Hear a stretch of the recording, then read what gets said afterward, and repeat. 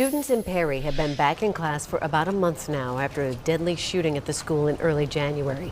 Sixth grade student Amir Joliffe was killed. High school principal Dan Marburger died from his injuries 10 days later.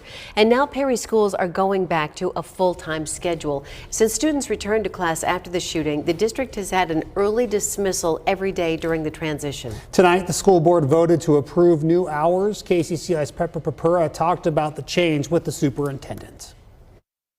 Almost a month after Perry High students returned to class, one of the last lingering measures to transition them back is going away.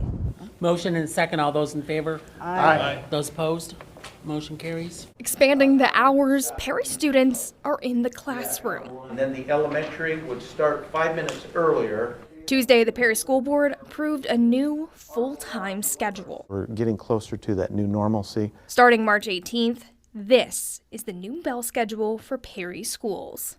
Compared to the early dismissal they've had since transitioning back to class, this adds almost an hour for elementary students and an extra hour and a half for the middle and high school. At some point, you got to pick a date, you got to pick a time, and you have to move forward. And that's what we're trying to do, is hit that sweet spot. But compared to the fall semester, this is a shorter school day. Rather than trying to make up the lost instruction time from January when Perry schools were closed, the state waived that requirement for the district.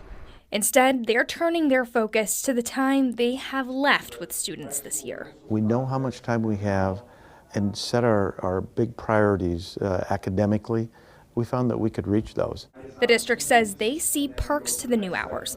Wick says the shorter school day gives more time for students and staff to balance the workload of school while continuing to care for themselves in the aftermath of the Perry High shooting. We can emphasize mental health, but also emphasize the academic growth. In Perry, Pepper Papura, KCCI 8 News, Iowa's news leader.